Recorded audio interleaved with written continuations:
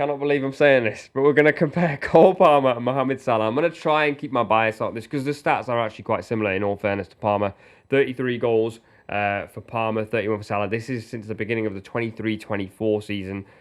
Salah's got 18 assists, Palmer's got 17, so they do match up quite well. Kim, I want to come to you first. We've had a lot of Palmer-related conversations. Yeah. Where are you with this debate? Look, I think Salah is the best player in the world at the moment, but I think there was quite a lot of controversy and quite a lot of vitriol when Jamie Carragher seemed to mention that Palmer would be better than Salah. And I think, obviously, you have to take longevity into account, which is why people are so emotionally charged when they talk about Salah, because he's been doing it for years. He's a Champions League winner, he's a Premier League winner, but for Loris Karius, he would have been a 2 times Champions League winner. So, obviously, Salah has had a better career, he's had a longer career, and he's had better longevity.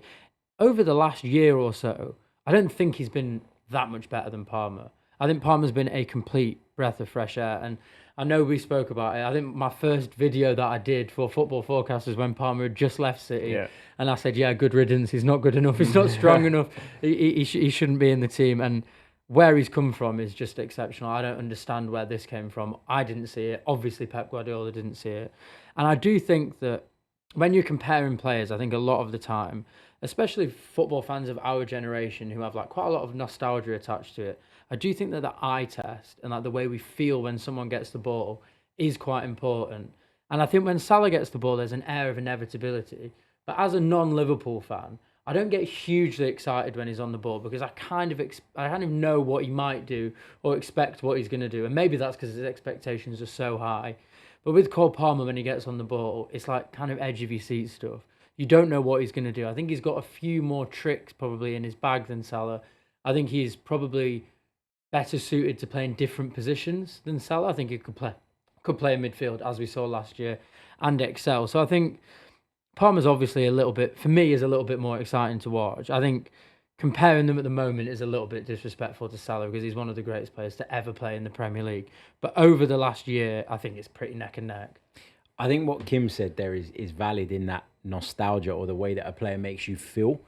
When you're watching them, it can cloud your judgment a little bit. I think I've tried really hard over the last couple of years not to let my opinion of a player or how much I like watching a player cloud how effective they are, because they're two separate conversations. I think they're both incredibly effective. That's the starting point.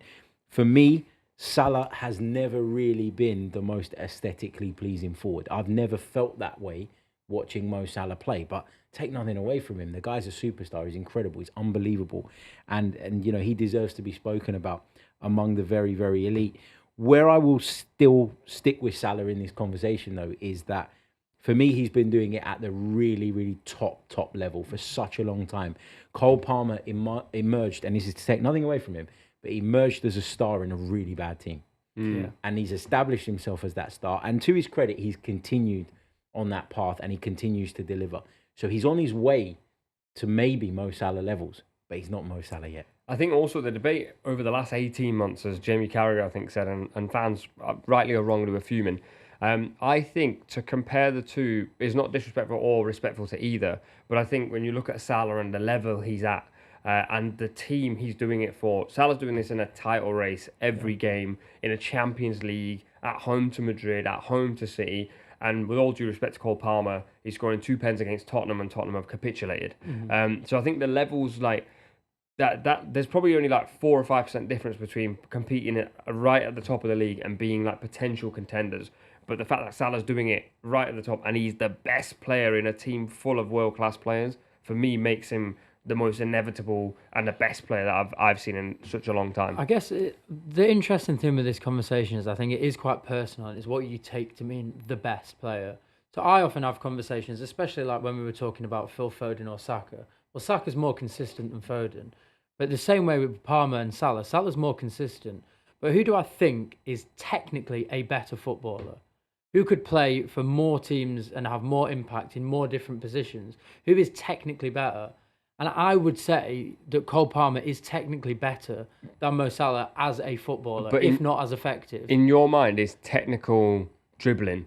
Because if we spoke about that, we just before we started recording, spoke about Salah's pass to Gakpo, and David Silva was one of Man City's best ever players, but he couldn't dribble. Well, he's technically a wizard. So I think like Salah, the fact that he can play so many variations of passes, for me, I agree that he's not aesthetically Eden Hazard, but I think his passing range and like the variety of passing and play for me makes him a technical genius. I guess where it differs slightly for me is that Cole Palmer's not quick and he's not strong. Salah is both of them, and Cole Palmer's neither of them, and is still posting the same amount of numbers, which means all of that talking has to come from his feet, and it does. I think Mo Salah is the best winger to ever play in the Premier League, and he's the best player in the world right now.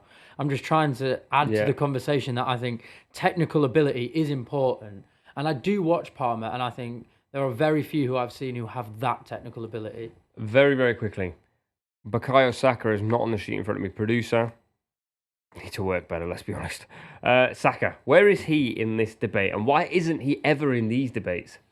I've got, as an Arsenal fan, I've got no idea why he's not in these debates, but I don't mind. Keep the pressure off him, no problem. But I think he's as important to his team as these two are to theirs. I think he's ridiculously consistent. His fitness is incredible. The amount of games he plays, the fact that whenever he picks up a knock, he seems to just come through it the other side.